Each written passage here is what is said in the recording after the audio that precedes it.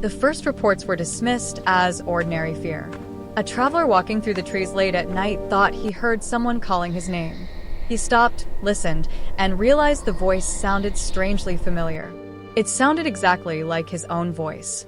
At first he assumed it was an echo, but the forest where this happened had no cliffs, no deep valleys, and no open terrain that could produce such a sound. And the voice did not repeat what he said. It spoke first. According to several testimonies later collected by local authorities, the voice would call out quietly from somewhere deep among the trees, always using the person's own voice. It's right behind always us. Saying the same thing. Don't look back, just Come run! Here. I can't The see. location of these reports was a dense forest region several miles outside a remote village. Church documents later referred to it only as the Hollow Pines. The trees there were unusually tall and closely packed, forming a heavy canopy that blocked much of the sunlight even during the day. Villagers avoided the area after sunset, not because of animals, not because of criminals, but because of the voices. The earliest written record appeared in a church notebook dated 1978. The priest assigned to the parish had been documenting strange complaints from villagers who lived near the forest boundary. One entry reads, "A young man claims he heard his own voice speaking from the woods behind his house. He believed it to be some form of trickery or illness. However, his mother later confirmed she heard it as well." More reports followed in the following months.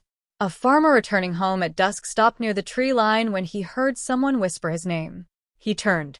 The whisper repeated, but it was not a whisper from someone else. It was his own voice. The farmer reportedly ran home and refused to approach the forest again. At the time, most villagers assumed these experiences were caused by exhaustion, stress, or imagination, until the disappearances began. The first missing person was a woodcutter named Tomas Larek. According to statements given by his coworkers, Tomas had been cutting fallen branches near the forest edge during the late afternoon. Around sunset, he suddenly stopped working. One of the other men asked what was wrong. Tomas said he thought someone was calling him. The others heard nothing. Tomas walked several steps toward the trees, listening carefully. Then he said something strange. He told the others that the voice calling him sounded exactly like him. They laughed at first, assuming he was joking. But Tomas did not laugh. Witnesses later said his expression changed in a way they could not explain. He looked confused, almost hypnotized. One of the men told him to ignore it. But Tomas continued listening. Then he spoke a sentence that was later repeated several times during interviews with investigators. He said, "It knows my voice." Moments later, Tomas walked slowly into the forest. His coworkers assumed he was simply trying to locate whoever was calling him. He never came back. At first, no one considered it suspicious. Woodcutters sometimes stayed late or traveled through the forest to reach nearby paths. But when Tomas failed to return home the following morning, his family reported him missing. Search teams entered the forest and combed through several kilometers of dense trees. They found his tools. They found his coat hanging on a broken branch. But there were no signs of struggle, no footprints leading away, and no sign of Tomas. After this incident, fear around the Hollow Pines began to spread. People started telling similar stories. It's right behind Many us. described Don't hearing look back, their just names run. spoken I can't softly see. from somewhere deeper within the trees. Some claimed the voice sounded tired. Others said it sounded urgent. But every witness agreed on one disturbing detail. The voice always sounded exactly like their own. A schoolteacher named Marta Kellen later described an experience that changed how the village viewed the forest. One evening, she was walking home along the dirt road that passed near the tree line. The road was quiet. The wind was calm. Then she heard something behind her. A voice. Her voice. It called her name once. Marta turned immediately, expecting to see someone playing a prank. But the road was empty. She stood there for several seconds, listening. Then the voice came again. Not from the road. From the forest. It said her name again, slowly. Marta later told investigators that hearing her own voice coming from the darkness felt deeply unnatural. Not frightening at first. Just wrong. Like hearing a recording of yourself speak from somewhere it should not be. She started walking faster. But the voice called again. This time louder. Come here." Marta did not stop walking, but the voice followed. Each time she took a step away from the forest, the voice seemed to move closer within the trees, always speaking in her exact tone, her exact rhythm, as if someone had learned the sound of her voice perfectly. By the time Marta reached the first houses of the village, she was nearly running. Several neighbors saw her arrive pale and shaking. That night, she reported the event to the parish priest. The priest listened carefully but offered a calm explanation. He suggested that the experience might be the result of stress or auditory misinterpretation. He advised her to avoid the forest at night. For a while, that explanation seemed sufficient. Then something happened that forced the church to look at the situation differently. 3 teenagers decided to test the rumors. They planned to enter the hollow pines after sunset and prove that the stories were nothing more than village superstition. One of the boys carried a flashlight. Another brought a small camera. The third recorded audio on a portable device. Their goal was simple: walk through the forest, document the silence, and return with proof that nothing strange existed there. According to the surviving witness, the forest felt unusually quiet the moment they entered. No insects, no birds, only the sound of their footsteps moving across fallen pine needles. For nearly 20 minutes, nothing happened. The boys began joking about the stories they had heard. Then the first voice appeared. It did not come from far away. It came from somewhere ahead of them, a voice calling one of the boys by name. The boy immediately laughed. He thought one of his friends had spoken, but neither of them had. The voice repeated the name again, and this time all 3 of them recognized IT. IT was the boy's own voice. Recorded later in the audio device they carried was a faint sound. Don't look back, just a run! Clear voice, I can't see! perfectly matching the tone of the teenager standing there. The recording captured the moment when the boys realized something was wrong. One of them whispered, "Did you say that?" The voice answered again, "Come here." The boy whose voice was being mimicked began walking forward without thinking. His friends grabbed his arm and pulled him back. They shouted for him to stop, but he seemed distracted, almost disoriented. He kept staring into the darkness between the trees. Then something else happened. The second boy heard his own voice, this time from another direction. Now 2 voices echoed in the forest, both identical to the boys standing there, both calling them deeper into the woods. The third boy panicked and shouted for them to leave. They began running toward the path they had used to enter. Behind them, the voices followed. Now 3 voices, all identical to the boys, all speaking at different distances within the forest. The recording device continued running during their escape. And later, when the audio was reviewed by authorities, investigators noticed something deeply disturbing. One of the voices continued speaking long after the boys had exited the forest, still calling, still repeating the same words, "Come here." But the voice no longer sounded like any of the teenagers. It sounded older and much slower. That recording was eventually passed to the church, and within weeks, a priest from another parish was sent to investigate the hollow pines personally.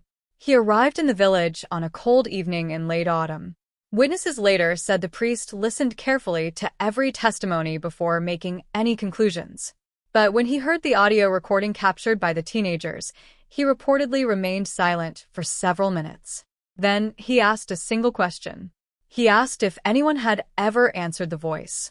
No one in the room replied, except for one elderly man sitting quietly near the back of the church. The man raised his hand slowly and said that someone had answered it once. Years ago. The room became completely silent as he began describing what happened, because the person who answered the voice was his brother. And his brother had walked into the forest alone one night after hearing his own voice calling him. What the villagers later discovered the following morning near the deepest part of the hollow pines would eventually force the church to treat the forest not as superstition, but as something far more disturbing. The elderly man's brother had disappeared nearly 12 years earlier. Most people in the village barely remembered the incident.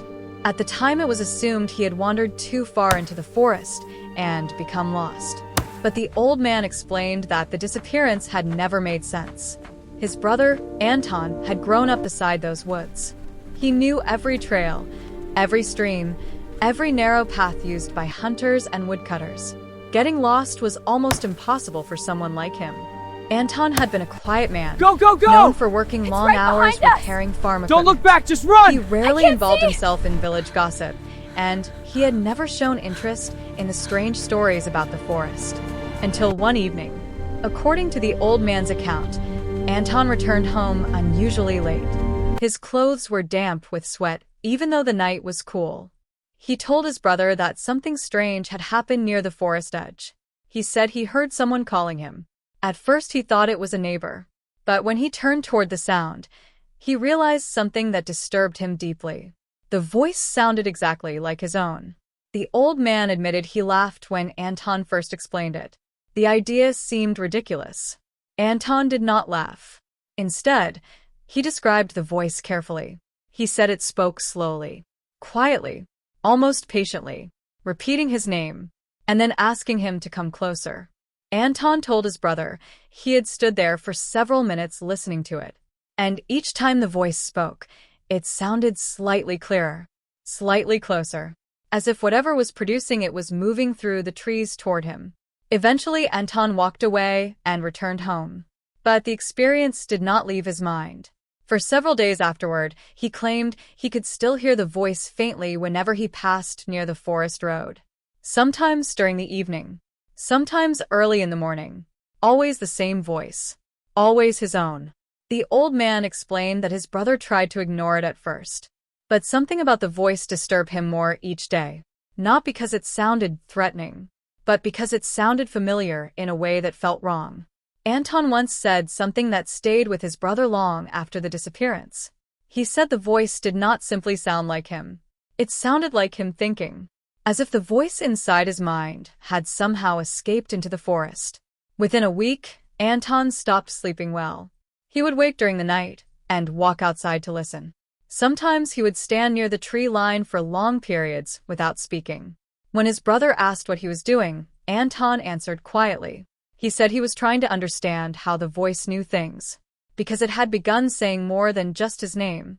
It had begun repeating sentences. Sentences Anton had spoken earlier in the day. The old man remembered asking him, what kind of sentences? Anton told him something simple.